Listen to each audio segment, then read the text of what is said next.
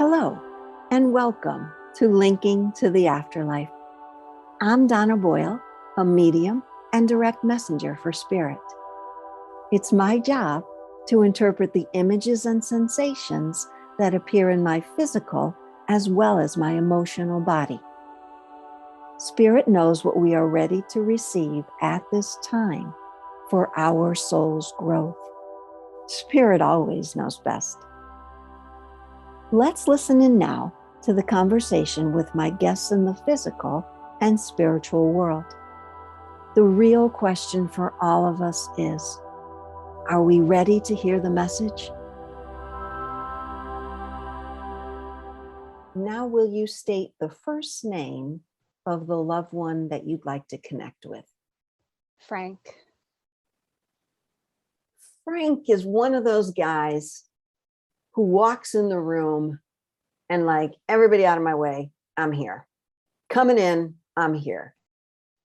That makes so much sense. A bigger guy, yes, also not just a big vibrational guy, but a bigger guy. Maybe had a little girth to him.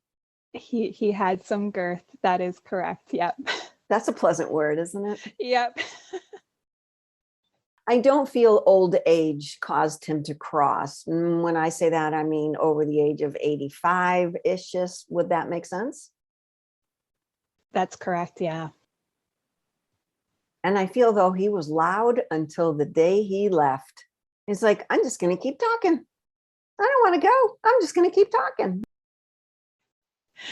He was very vivacious in life. Yes.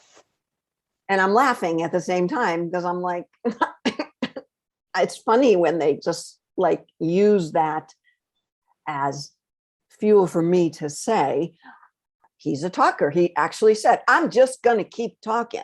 I'm like, okay. And he got a little louder in my head at that moment. So there were times when his volume got turned up. Would you agree to that? Yes. Yes. Excuse me.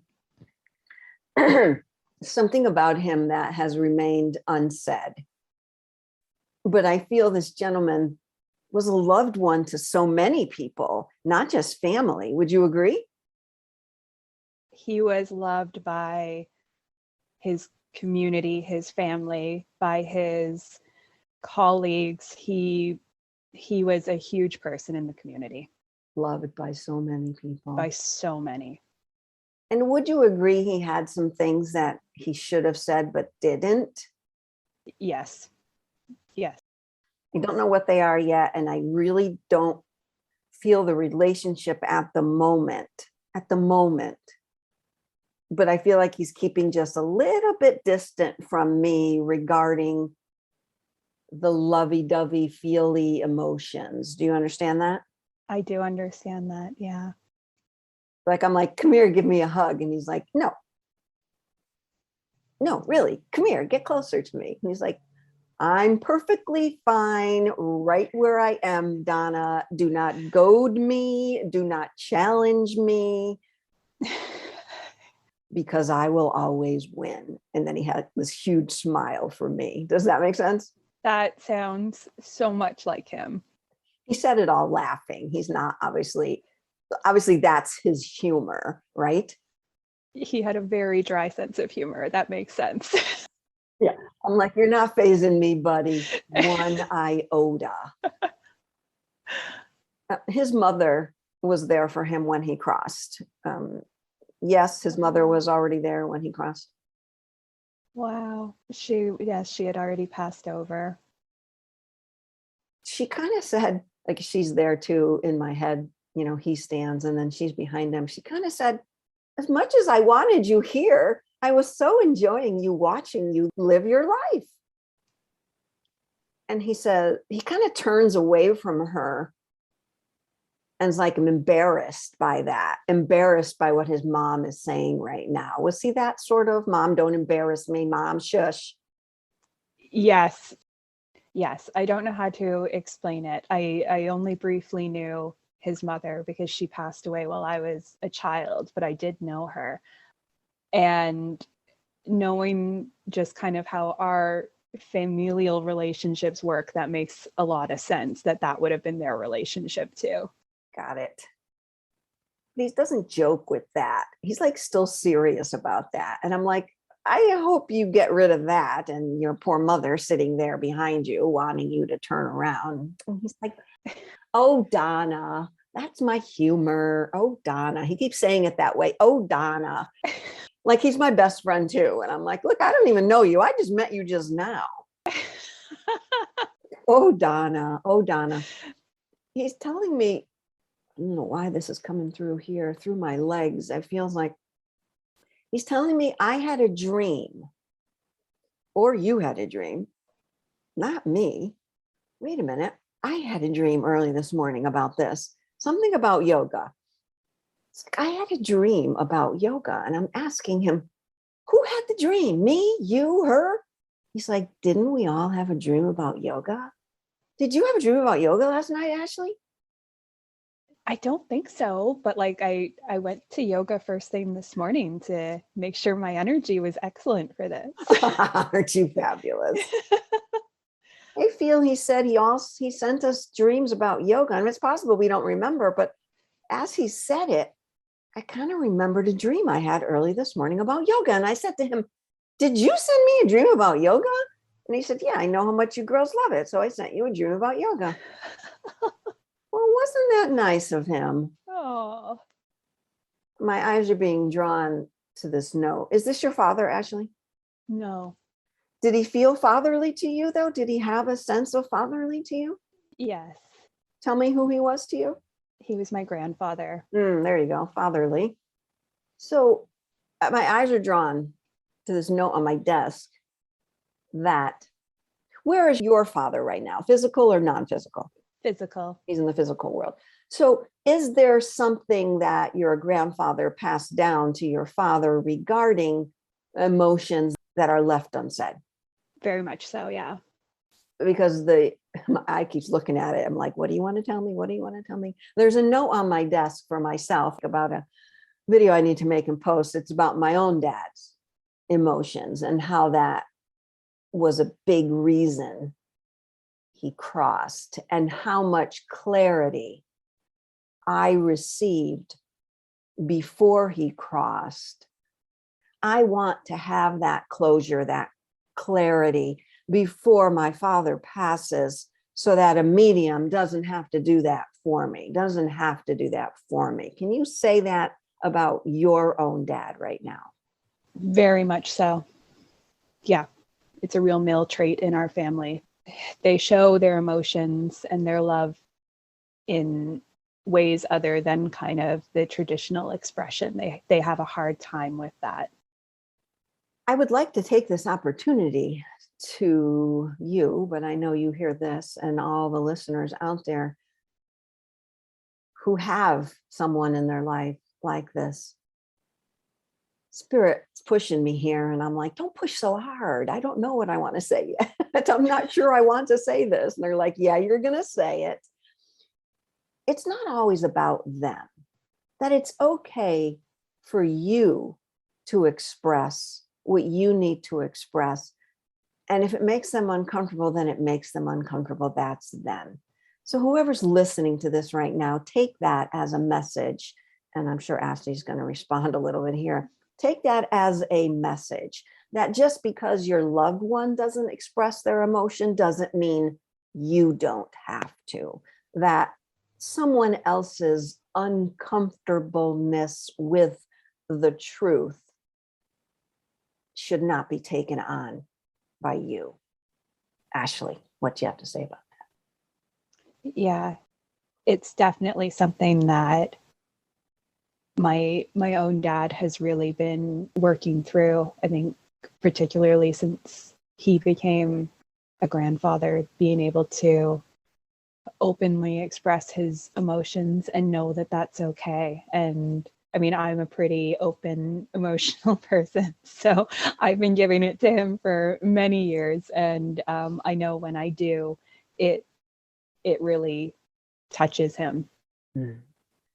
And that's something I didn't even think of, how when you have children and your father is now a grandfather, how that can trickle down.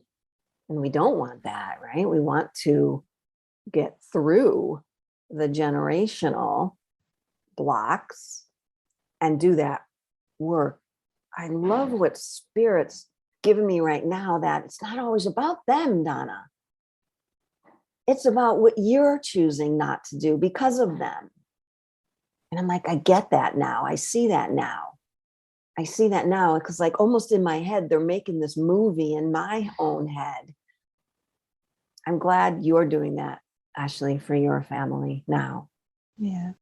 Can you say your grandfather's name for me one more time?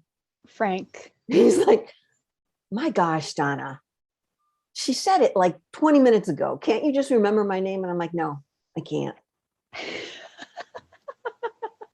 So was that part of his attitude also? Like, he's always saying to someone else, come on, come on, come on. You hear what I'm saying? Yeah, that was, I mean, in life, he was a CEO. He owned a successful business. And so he was very commanding and really no nonsense, but in a really kind of humorous way. Yeah, I got that. He's like, the reason I'm not getting closer to you, Donna, is I'm afraid I'm going to break that chair that you're sitting in. So I'm like, okay, I get that. I get how that could be quite uncomfortable for you, and maybe me. So thank you. Thank you. I love his humor. It's just so forthright, he feels right now. Like, I'm just going to be honest about everything but what I don't want to be honest about. Yeah. Good one, Frank. Good one. But he said everybody accepted that about me. Very much so. To a point now where I'm hearing what you girls are saying, and I kind of wish I didn't now. I kind of wish I didn't accept that everybody accepted it. And I wish somebody pulled me aside and said, hey, listen, and then kept doing it until I listened. Do you understand? I do. I don't feel any physical pain in his body when he crossed. I just feel a sense of, no, I'm not ready. I don't want to go. Does that make sense? That is exactly what happened. It was quick. I don't feel sickness. I feel, if anything, he denied his feeling, his physical feeling, his physical pain. Does that make sense? Yeah. Yeah. And I feel that toward the end, we'll say the final days, a lot of people came and just touched his hand, shook his hand. I feel like there was like a trickling of people just coming through. Oh, want to say my goodbyes. Oh, yep. See you later. Shaking his hand. And he was like, oh, thank you. He's saying thank you to everybody that came by those final days. Does that make sense? Yeah. Yeah. I wasn't there. I was too young, but there was a long line of people who wanted to go to the hospital and make sure that they said goodbye to him. He was never alone. Wow. That gave me the shivers. Yeah.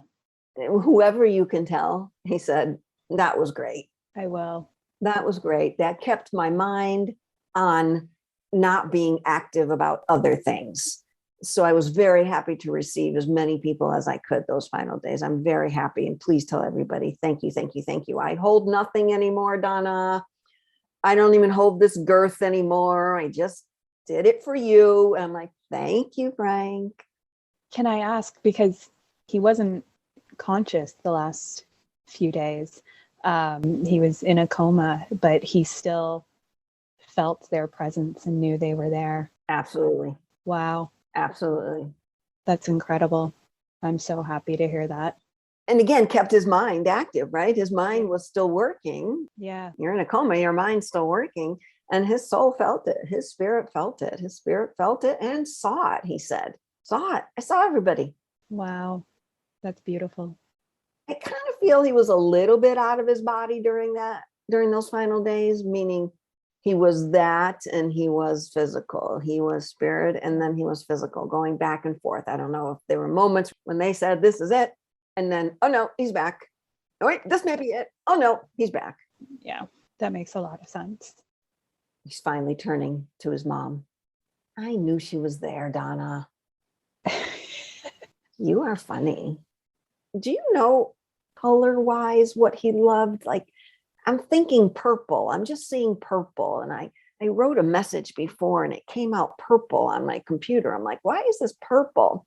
Something about purple, either him or anyone else in the family, or maybe you. Purple is my favorite color. Ah, I don't know what other connection the purple. I'm saying it's for you. Apparently they can do something on my computer at the same time to me now, right before a reading, because I was typing something and all the words just came purple. I'm like, what does this mean? It's not a link. It's not anything. It just came purple. And then like right now, I'm just sitting here staring at my purple pen on my desk and going, what about purple? So he's bringing that through for you. He said, I have so much love for all of you guys, all of you guys. He said, I don't want to run. He said, like run around and, play with the kids and do all, because I don't want to do that. I'm just hovering. I'm just the sort of grandpa that just great grandpa that just kind of like sits back and goes, hey, that looks like fun. And they're like, Grandpa, you want to join? Nope. I'm just saying that looks like fun. So that's him to a T. Yeah. And who he is now with your family also. All right. That was beautiful. I'd like to thank Frank for his appearance here today. Anything else you want to elaborate on, Ashley? Yeah, I mean, everything that you touched upon was just him, even down to kind of his presence with the people around him. His funeral numbers were like no other. It was a lineup out the door for people wanting to come and visit with us and say goodbye, because he impacted so many people in his life. He had a tough life, but he made the most of it. And, when you think about a patriarch of a family, that was him. Like, he wasn't just the grandfather, he was the penultimate patriarch. And when he passed away, he was young. He was only 67 years old. Mm-hmm. He had literally just retired, and we were given a few years, but things went wrong and it happened within months. My dad is one of 5, and they were with my grandmother, all kind of going to the hospital with lots of visitors constantly. And I was the eldest grandchild, and I was only 15 when it happened. So I'm quite a bit older than a lot of my cousins, and I hold the memories of my grandfather as a result for them. Hearing his presence come through with his humor and his girth and, just his kind of commanding nature is just so him from what I remember. He was an amazing grandfather to have.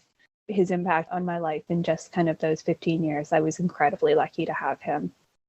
I asked him what his final words could be right now to us. And he said, I loved being me. Well, we'll leave you at that.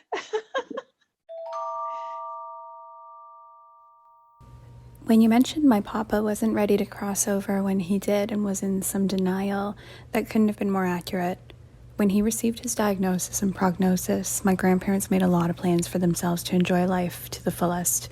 As I mentioned, he retired and received his health news within weeks of each other, so they booked some fabulous trips and envisioned a lot more great times before his time came. Those trips never happened. So no, he wasn't ready. Even to the moment he went into the procedure that he didn't wake up from, he didn't believe it was his time. That message coming through was incredibly accurate. When you mentioned things being unsaid relating to my dad, by no coincidence, I'm sure, actually called me during our reading. When I called him back, I told him about all that came through. While I knew that my grandfather wasn't overly emotional or outright in sharing his feelings or love, just as we discussed, my dad shared that his father never actually told him that he loved him or hugged him. My dad very much knew that he was loved in other ways. But that must have absolutely been what my grandfather was referring to with leaving things unsaid that he shouldn't have. As a result, when my dad had his own children, his priority was always to tell us that we were loved, even if showing deeper emotions was a bit more difficult for him because of his own upbringing. When you said that he passed something down to my dad about emotions unsaid, how unbelievably accurate, and even something that my dad realized in his own lifetime before it's too late, just as you mentioned. I thought more about the color and the color purple being mentioned after my reading, and I remembered that the day before we had our reading, I did actually ask my grandfather to mention a color. I didn't ask for the color purple, but I did ask for a color. And so I thought that was pretty fun that came up, and he did actually talk about a color, because that is what I asked for.